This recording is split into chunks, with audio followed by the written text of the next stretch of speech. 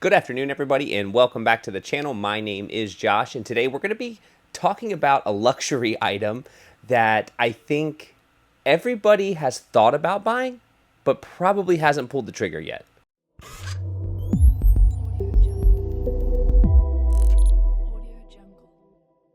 Okay, so before we get too deep into the weeds, into the Zero Breeze Mark II portable air conditioner, I want to say a couple of things. First of all, previously this item was a little bit too expensive for me to purchase, and I didn't purchase it.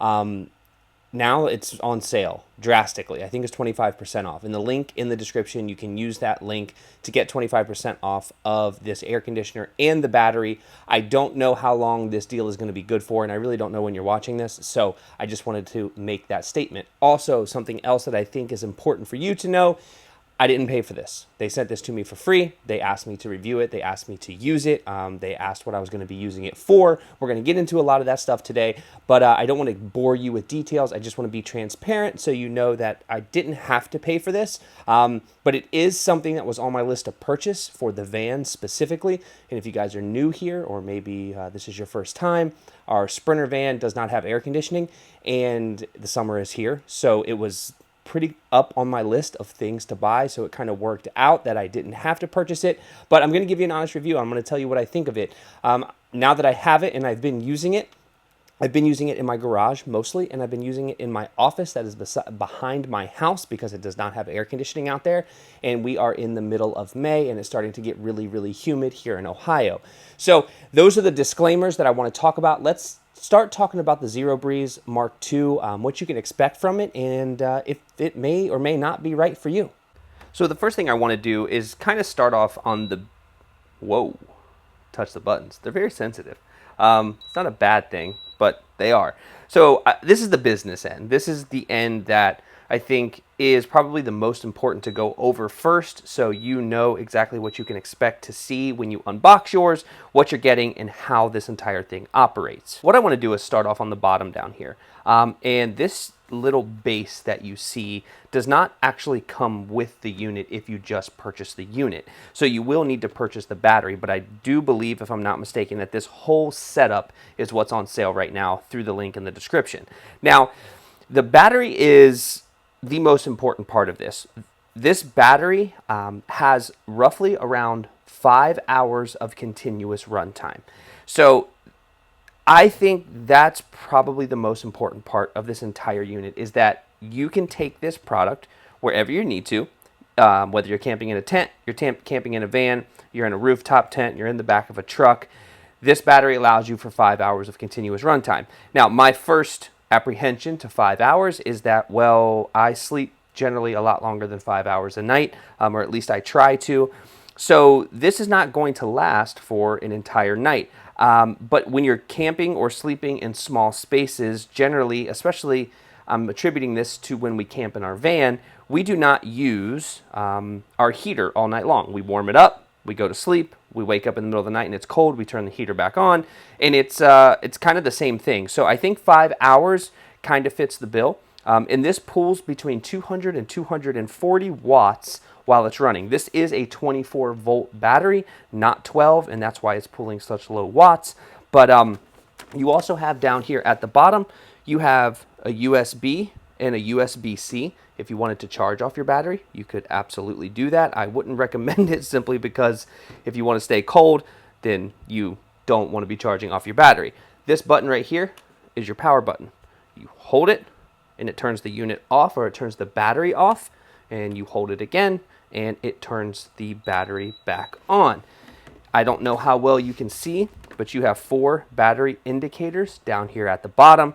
These 4 battery indicators tell you how full the battery is. Pretty simple stuff. Nothing too complex on the front side of this. Sticking with the business end here, up top you have all of your buttons. So your first button on the left, well, once your unit is turned on, your first button is just your fan. So this is just a fan that runs, and you can just run a fan if you want. This rocket ship button kind of indicates that when you press that, this unit is running at 100% full blast. So you're going to burn through your battery the quickest when you're using the rocket ship. If you just want it on cooling, you can press the snowflake. Sorry for the noise. If you want it on sleep mode, oops, you can put it into sleep mode. And you also have a light on the front if in fact you need a light for anything. So those are essentially the controls. The on and off button, which is this button, let me back this up right here. Press it, it's off. If you want to increase the fan speed while it is on, you have a plus and minus button, and that is it. That's really all you have to know when it comes to how to operate it. But we're going to dive into the backside of this because that's a little bit more interesting in the way that they set this up. I have some questions there, and I'll give you some information as well. All right, so the backside. This is where your intake and your outlet is. This is pulling air in. This is pushing air out, or vice versa. I don't have it on, so I don't know exactly which is which, but one of these two is doing the opposite of the other. And what you get is a black cap that goes around here where you have your vent hoses, and you can use your vent hoses to put out the window, so it is pushing hot air out the window. The intake hose, it also says to put out the window, which for me is kind of odd because I would assume you would be conditioning the air that is in the space that you're in. So generally, like a small window air conditioner, if one that stands on the ground, it usually just has a vent hose. It vents out and it pulls air in through the inlet, and it pulls the air that's in the room because it's conditioning the air. This doesn't actually cool air. That's not what air conditioners do. It just conditions it, takes the humidity and the moisture out of the air, and then pushes it back through the front. So that's what an air conditioner, even a big one in your house, that's how they actually work. They don't make air cold. They just take humidity out of the air and make it very clean air. So when it comes back out, it feels cooler. And if you do that for long enough, it will cool the temperature inside the space that you're in. So it's strange to me that they claim, or they ask you to vent both of these. So that means you would be pulling air into the unit from the outside of wherever you are. And then obviously you would be venting the air outside of wherever you are. The vent makes sense. The intake, I'm not fully understanding why you would do that. But that's what they say to do. So let's move on. That's just my opinion. I don't understand why an air conditioner, you would want to be conditioning the air outside, not conditioning the air on the inside. Either way, the battery on the back, it's really easy to hook up. You have this cable, and this cable screws into the top of your unit. There's only one way to put these in. It's actually super simple. I don't know if you can actually see how that works, but there's just 4 prongs there, and it's the same on the bottom. And when you connect these to each other, that's how the battery communicates with the system in the unit, and that's how it can tell it that there's battery and power and the ability to work. It is kind of hard to get this thing out of here. I don't have big fingers, so I could imagine if you had big fingers, you would be in trouble, but we're almost there. There we go. So that's what you get. You get that little cord, and that cord connects to the air conditioner unit itself, as well as the battery. Now, you have this one. This is actually plugged in to my wall right there. So this can be plugged directly into the unit, and you can run this off of 110, right off of the wall. So this is another way to run it if you don't want to purchase the battery and you have a battery supply in your van or in your tent or in your truck camper, whatever it is. If you have enough power, you don't need the battery. In my van, I probably have enough power, but I would definitely run the battery first and then use this as a secondary option. But when I'm in my office or I'm in the garage and I have this thing running, I do connect it directly to the wall because there's no point to burn through the battery. It is a lithium ion battery, so it's a great battery, but the problem is they have a life cycle. They have a lifespan, so the more you burn through it, the less times you're going to be able to use it. Okay, so let's talk about the dimensions and the size, because I think that's important. If you have this connected to your battery, especially if you're a van lifer or you're an overlander, you're camping in your car, whatever it is, this space is a premium. So we have to make space for a unit this big. And at its tallest point, we are roughly 14 inches tall at its tallest point, and its length is right around, we're going to call it 20 and a half, pretty close to being 20 and a half. And then its width, I think this side's actually wider, so let's go with this side. Its overall width is right about 8.25, 8.5, just to give yourself a little bit of space. So it's not a big unit. It definitely can be taken anywhere, and with the battery attached, I believe it's 16 and a half pounds, or maybe it's 16 and a half pounds without the battery. I'm not entirely sure, but at the end of the day, it's not, I mean, it's not heavy at all. You can take it in and out, put it wherever you want. And then the nice thing, it does come with its own remote control. So you can turn it on and off from a distance. You don't have to use the buttons on the top. Now the battery itself, connecting and disconnecting, is really easy. So you have this thing that locks it into place. You set it down. There are grooves, very simple grooves to find. And then once it's in the grooves and the slots, you just push it, well, towards the camera in this case, and it locks into place, and it's ready to be used. Okay, so another thing I don't want to forget, and let me find whatever I was using to kind of push this up a little bit, give you guys a better view here. Okay, so right here you have your drain plug, and you have a drain hose. The drain hose connects to the drain plug. Very simple concept here. It's not rocket science. I'm not even going to waste my time putting it on there. But because air conditioners remove humidity from the air, generally, depending upon the temperatures that are outside, your condenser that is inside the air conditioner condenses the moisture and it pushes it out as hot air, essentially. But from time to time, depending upon the temperatures, you will need to have a drain plug installed. And the reason for that is sometimes the moisture that is being built up is too much for the condenser to burn off, so then you have dripping coming out of your air conditioner. And obviously you don't want that dripping all over your car, all over your van, your camper truck, whatever it is. So I would recommend you use this, vent it out of your tent, or vent it into a bucket if it's inside your van, something as just a precaution. Depending upon how hard you're using it, for me, I would not be using it for 5 straight hours, more than likely. But at the same time, if I am, then I want to be able to make sure that the water that builds up in here does not spill down onto the battery, spill into my truck, spill into my van, whatever it is. So definitely take advantage of the drain hose. All right, so this might seem a little bit funky, but this is the best way I can show you. These hoses screw into this plastic piece. So you can unscrew these. They have little grooves and notches, and you can screw them directly in, and you can screw them out if you're not using them. But this is your hoses that you're gonna need. So in order to connect this, you just put the bottom into the grooves, you lift up, and it's in place. And you can extend these pretty far, and then you can have them going in opposite directions, whatever makes sense for the application that you're using it for. But they also send or give a template.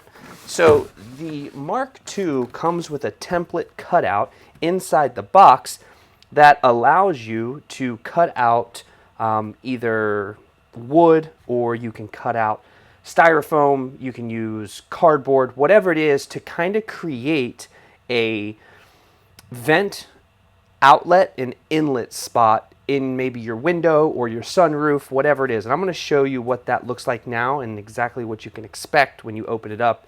Don't throw it away is my point. All right, so this is the piece that comes, your battery, or the Mark II actually sits in this.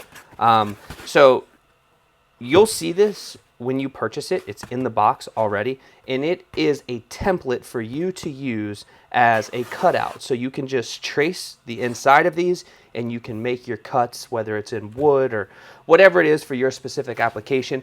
But don't throw this out, because this is what you're going to need if you want to basically build your own template that allows you to have your hoses vented outside and your intake outside of your car or your camper, van, whatever it is. So this may seem like it's in the way, silly or stupid. Do not throw this out because there's a high probability you're going to be needing this. Not that you couldn't use the tubes behind, but the point is this is available to you. They give it to you, so use it because it does make life a lot easier. Last two items that I want you to pay attention to, because these could easily get lost in the shuffle. Not so much this, and we'll talk about this first. This is so you can direct where the air is going. So this very simply fits over top just like that, and what you have, the part that's easily to be misplaced, is you have a couple of very small screws, and there are a couple of very small tabs in here that you can remove, and you place this over, you run your screw into there, and you just screw this in and it locks it in place. And then you can direct your air wherever you want to direct your air to based upon your application. You could probably even have this sitting outside if you're in a tent, depending upon the conditions. If it's wet out or it's raining, I would not leave this outside. I'm sure it can withstand some moisture and some amount of rain, but if it's in a downpour, you're going to be in bad shape. It's going to probably fry your battery, and that's just going to be a bad day for everybody, so I wouldn't do that. But if it's a nice night, you can leave this outside, and you can just simply put this inside your tent. You can pop that right in, and now it's going to blow air directly inside your tent, and you don't even have to worry about this being inside and taking up space inside your tent. Also, if you have one of those small, I think it's called I don't want to say tailgate table, but it's a tire table that goes over your tire. You could set this on your tire, run this into your car through a template that you made, and you could just leave this thing sitting outside, again, depending upon the conditions outside. So be very mindful of the conditions, but it's possible. So like I said, it makes it easy. This is a very easy unit to use. It's a very easy unit to understand. I didn't have to read any of the directions. I pulled it out of the box and put it all together and started using it right away. And for me, that's a big plus when it comes to a product that kind of seems complex. When you're looking at it online, you're just wondering about all the different options. But in all reality, this thing is extremely easy to use and extremely well built. And it does pump some really good, cool air. It can keep my 240 square foot office at 70 degrees all day long without even trying. So for me, it's definitely something that is extremely beneficial. But there are more to this, and we'll talk about the other reasons why I think something like this is pretty important if you travel often. All right, so let's talk about a few things, because I think there's a few things that I haven't really mentioned that are probably hugely important. And that is, who is this product for? Obviously, I didn't have to pay for it, so that made my decision really easy to get. But if the theme that I try to keep here on the channel is everything has to be multi-purpose. It has to have multiple uses, multiple reasons in order for me to buy it. If that's like a cargo box. My cargo boxes can swap between different vehicles, and they can go in and out of the van and in and out of the Subaru. And same with refrigerators, like they can go from place to place. They're not just locked into one vehicle. And that is a big selling point for this, for me, because we have the GX460 that has the iCamper on top of it. So the iCamper and the GX460, well, I can take this and use it in the iCamper. The van, I never put an air conditioner inside the van, really because it was cost prohibitive at the time. And putting in an air conditioner inside your van, it's great because you have AC, but the problem is it's just there. You can't take it anywhere else. It's just in your van. So I can take this between my van. I can take this between my GX460. I can take this if I go car camping in my Outback Wilderness. I can cool down my garage. I can cool down my office.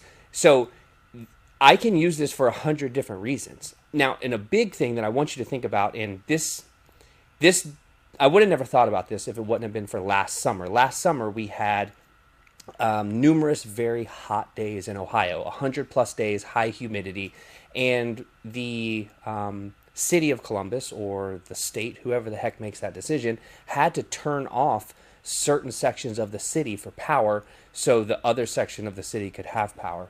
So which is weird. But it is what it is. It's a blackout, and if you're in California, you're probably really used to it. But they had to do that here, and we had no options. Like, we have a generator, we were able to keep our food good, but we can't run our air conditioner, and it was miserably hot trying to sleep that night. And the next night, like, we didn't know if we were going to get AC. This kind of solves that problem. Now, you obviously have to have power, and 5 hours of power is not enough just running off a battery. So this is not just the answer to rolling blackouts, but this is also something that can be used in a situation like that. Or if our air conditioning goes out and we all have to sleep in one room of the house in the middle of the summer, we can use this and we can make that happen. That's what we tried. That's what I try to do here on the channel. I'm not going to just take a product that I'm not going to use and then I'm not going to be able to use across multiple vehicles and multiple scenarios. That, to me, makes this product well worth the money that you have to spend on it now. Plus, it's 25% off. So, and if you click that link in the description and you buy it, I don't get paid.